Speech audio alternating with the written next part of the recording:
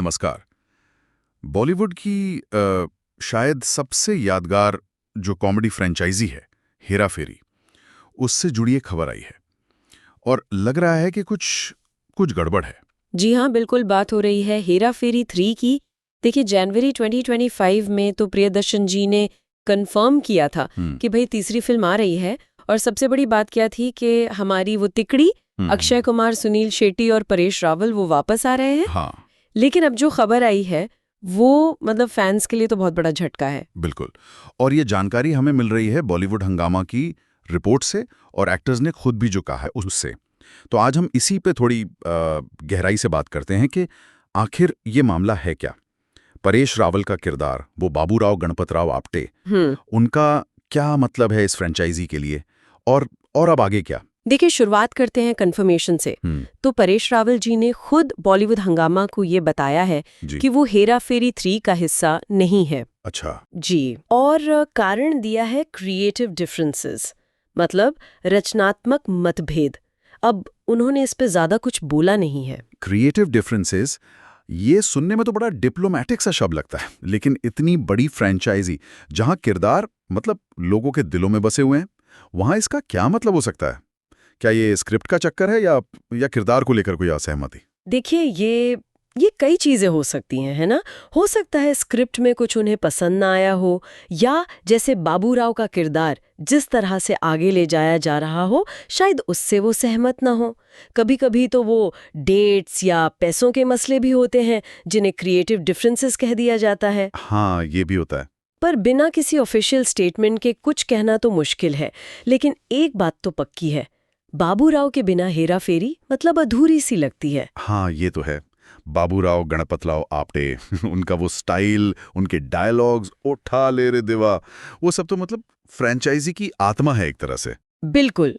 2000 में पहली आई, फिर 2006 में फिर हेरा फेरी, दोनों ही सुपरहिट।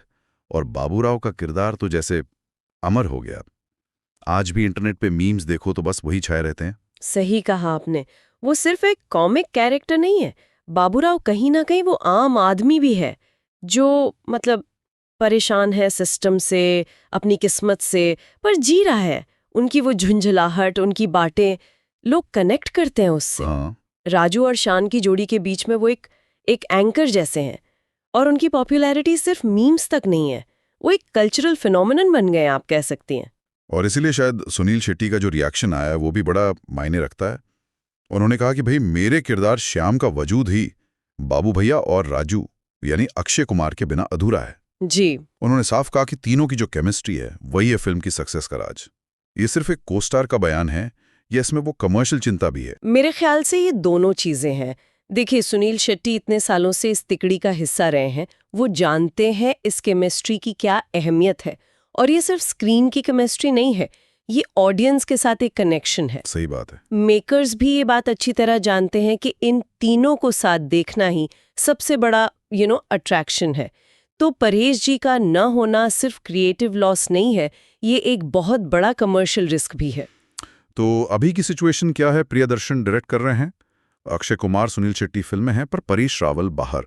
फैंस तो जाहिर है निराश हैं। क्या ये फैसला मतलब फाइनल है? यहीं पर एक इंटरेस्टिंग बात आती है। बॉलीवुड हंगामा की ही रिपोर्ट अगर याद करें तो 2022 में एक टाइम ऐसा भी था जब अक्षय कुमार भी स्क्रिप्ट से खुश नहीं थे शायद, और वो भी फिल्म से बाहर हो गए थे। ओह, अच्छा। हाँ, कुछ सुना था ऐसा। जी, तब भी फैंस बहुत निराश हुए थे, सोशल मीडिया पर बातें चली थी, लेकिन फिर मामला सुलझ गया और वो वापस आ गए। अच्छा, तो मतलब एक उम्मीद है अभी। क्या क्या ये अक्षय कुमार वाला केस और परेश रावल वाला केस, इनमें कुछ सिमिलैरिटी हो सकती है? क्या यहाँ भी वापसी हो सकती है? देखिए, उम्मीद तो हमेशा रहती है, खासकर जब फ्रेंचाइजी इतनी बड़ी हो और इतना कुछ दांव पर लगा हो। कुछ ही हो गया। क्या पता नेगोशिएशंस चल रहे हों या मतभेद सुलझाने की कोशिश हो रही हो। अक्षय कुमार की वापसी ये तो दिखाती है कि बॉलीवुड में समीकरण बदल सकते हैं। और फैंस भी यही उम्मीद कर रहे हैं कि बाबू भैया के बिना हेरा फेरी 3 ना बने। तो मतलब संक्षेप में कहें तो स्थिति थोड़ी नाजुक है। परेश रावल जी फिलहाल बाहर हैं, वजह क्रिएटिव डिफरेंसेस। अक्षय और सुनील अंदर हैं, फैंस निराश हैं, पर वो अक्षय कुमार वाले किस्से से थोड़ी उम्मीद भी बंधी हुई है। बिल्कुल।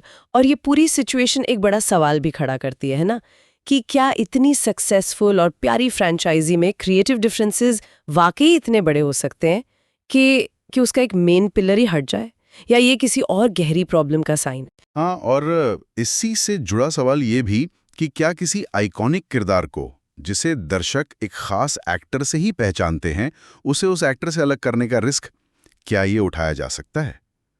कॉमेडी में, खासकर सीक्वल में, वो पुरानी केमिस्ट्री कितनी ज़रूरी होती है, ये सोचने वाली बात है।